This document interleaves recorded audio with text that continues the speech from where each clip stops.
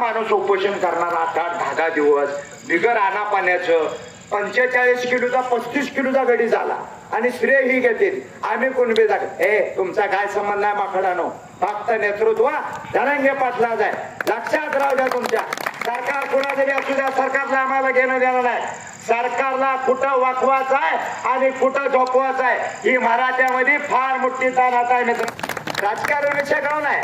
राजकारण ही विषय सोडून द्या. मराठ्याला जर्सीच्या काचत गुचिड चिटकलेलं राजकारण चिटकलेलं आहे मराठ्याला. ती काही निघत नाही लवकर पण त्याच्यात फायदा 4-5 लोकांचाच आहे. 6व्या माणसाचा फायदा नाही. म्हणून मित्रांनो येणाऱ्या काळामध्ये आपल्याला ओबीसी मधनं आरक्षण घ्यायचं आहे. संघर्ष होता मनोज जरांगे पाटलाच्या नेतृत्वाखाली लढत आहे. आता आम्ही मागच्या वेळेला मुंबईला गेलो. तुमच्या गावातल्या गाड्या बऱ्याचशा होत्या. ही भेट होत होते. ताज हॉटेल पशी आम्ही अगोदर गेलतो. मराठवाड्याची पोरं आमची दोस्त होती. चहा पिले ताज हॉटेल पशी. ती म्हणला 500ला का 250ला चहा. एवढा महाग असते म्हणजे आमच्या इकडे 5 रुपयाला आहे म्हणते. मग ती म्हणला पैसे द्या तुम्ही. ती म्हणजे आम्ही देत नसतो पैसे. बाहेर निघा. बाहेर काय निघायचं म्हणजे मुंबई आमची आहे म्हणजे. ताज हॉटेलच्या दारातच भगोनं मांडलं भाताचं त्या दालच्याचं. आंघोळ्या बी तिथंच नळाला. त्यानं वैतागून पैसे सोडून दिलं. तुम्हाला जेवण देतो पण तुम्ही इथनं जावा म्हणला. पण माझं वाघ म्हणलं नाही पाटील जावा माघारी जाईल तेव्हाच आम्ही इथनं जाणार. त्याला नाही इलाजानं बाथरूम सहित आंघोळी सहित आमच्या माणसाची व्यवस्था करावी लागली. अशी व्यवस्था होणार आहे. त्यामुळं फक्त तुम्ही गाडी तयारी घ्या. 2-4 ड्रेस घ्या. आपण काय तिथं सासरवाडीत चालणं आपल्याला आरक्षण घ्यायचं आहे. टी शर्ट फेर शर्ट चालतात आणि कुठेही झोपायला आहे. आम्ही मस्जिद मध्ये मौलीद आम्हाला झोपलो येवतला. मुस्लिम समाजाचं कोण असेल तर आम्ही अभिमानानं त्याचं स्वागत करू त्या मुस्लिम बांधवाचं. मस्जिद मध्ये आम्हाला झोपायला आवडते ना आणि नाश्ता पाणी दिलं सगळं. म्हणजे अशी लोक आहेत. दलित समाजाची लोक आम्हाला सहकार्य करतात. सगळ्या जातीची करतात. माळी समाज करते धनगर समाज करते. फक्त टाकून दिलेली 4-5 लोक आहेत ती तेवढं कालवा करते ती. तर असतंय. आता या आमच्या आया बहिणी आहेत ह्यांना माहित आहे दूध तापवलं मिठाचा जर खात लागला तर दूध नाचतंय. ती सावधगिरीनं मिठाचा खडा ती बरणी बाजूला ठेवते द्या. तसं ही 4-5 मिठाचं खडं बाजूला ठेवून आपल्याला मुंबई गाठायचे मित्रांनो. येणाऱ्या काळामध्ये समाज महत्वाचा आहे. समाजातली माणसं महत्वाची आहेत. मनोज दादा बरोबर आम्ही माऊली दादा गेले 10 वर्ष झाले काम करते. शहागडला माऊली दादा मनोज दादा गेलते. संतोष सर होते. त्यावेळेपासून आम्ही मनोज दादाच्या संपर्कात आहे. 2019ला मी माऊली दादा लाले वकील राम काका जाधव तिरेचे आम्ही 4-5 जण घेतो. 104 दिवस आंदोलन चाललं होतं. लेझमं खेळली तिथं. बैलगाड्या होत्या आणि त्यावेळेला विनायकराव मोठे साहेब होते. आम्ही सकाळी गेलो माघारी आलो. त्यावेळेला माऊली दादा कडल होते. हाताला धरून जीव घालत होतो मनोज दादा. आणि आता गर्दी वाटली. देव सगळ्याला पाहावा लागला. ज्याचं त्याचं कोणबी सर्टिफिकेट निघाल्यामुळे लोक देवाकडे चाललेली. ती एक बरं आहे. नाहीतर जाणीव ठोत नाही ती आपल्या मराठ्यात लवकर अजिबात ठोत नाही ती. त्यामुळं मित्रांनो येणाऱ्या काळामध्ये सरकारच्या विरोधात हा मोर्चा नाही. आमच्या लेकरा बाळासाठी ही लढाई आहे. आमच्या पोरानं उद्या विचारला तर माझं पोरग उद्या 9वीला आहे.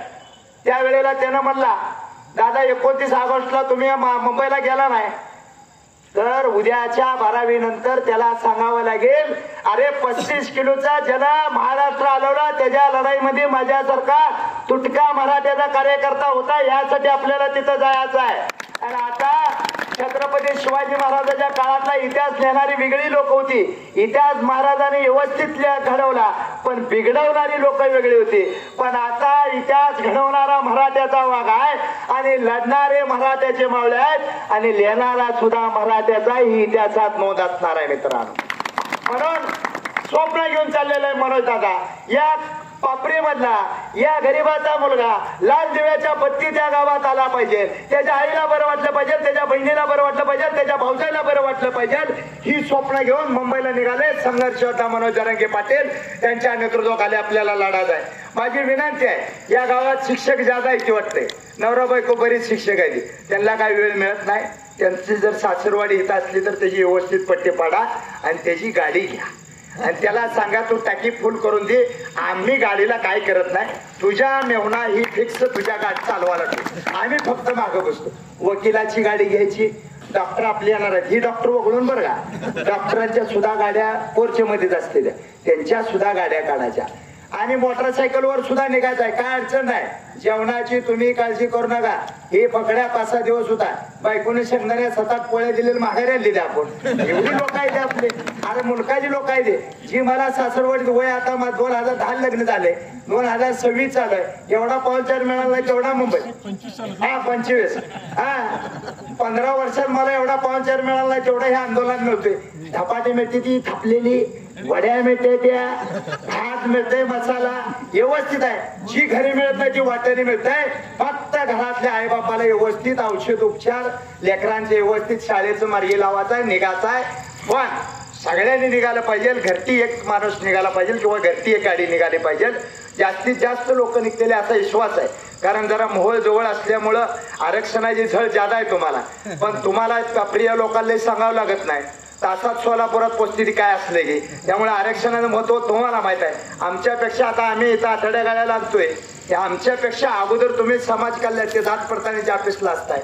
म्हणून माझी विनंती आहे, या तालुक्यातल्या सगळ्या पत्रकार असतील, सामाजिक कार्यकर्ते असतील, मराठ्याचे शिक्षक असतील, वकील असतील, एखाद्याला येता येत नाही ठीक आहे, येऊ नको तू, पण तुझ्या जवळचा नातेवाईक मुंबईला पाठव. आणि गरीबाचं नेतृत्व आहे, कुचक्या पत्र्यातला आहे. अरे एखाद्या राज्याचा मुख्यमंत्री असता म्हणजे सगळं बायको लेकरं मेवणी मेवणा साडू घेऊन जातोय. चल घ्या आमच्यासाठी बी अखबार गरीबासाठी. अरे ही गरीबाचं नेतृत्व आहे, कुणाचा रुपया खाल्ला नाही. आजही त्यांची बायको लोकात कामाला जाते. वस्तुस्थिती आहे, त्यांच्या घराचा पत्रा आजही कुचका आहे. लोक म्हणते बसवून देतो, दादा म्हणते मला कुणाचं घ्यायचं नाही, माझ्या शेतात पिकेल त्याच. बापाचे 3-3 महिने गाठ पडत नाही. आता आपल्या इकडे सोलापूरला आल्यानंतर मला वाटतंय अहिल्यानगरला गेले.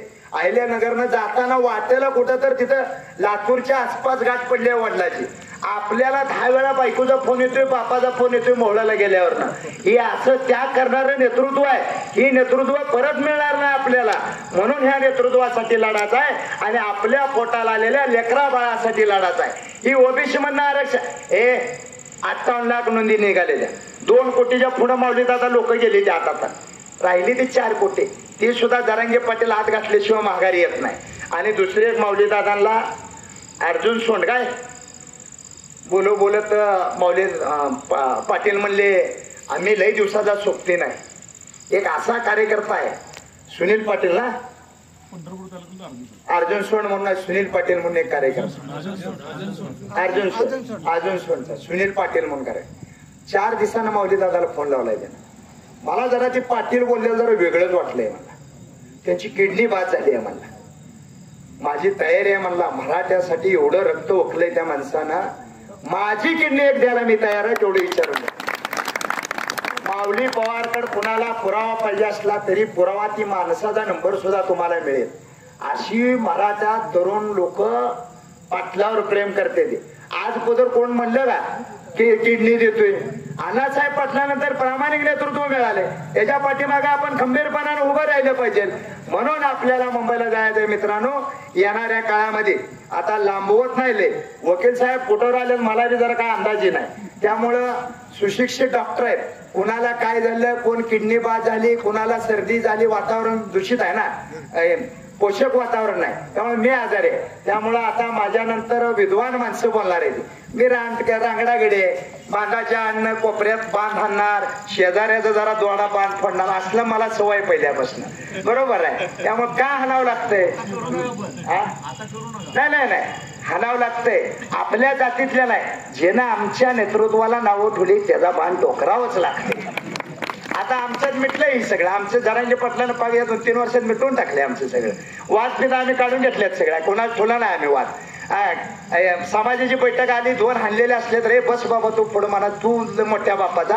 का तर आपल्याला आरक्षण महत्वाचं आहे, आपली लेकरं बाळ महत्वाची आहे.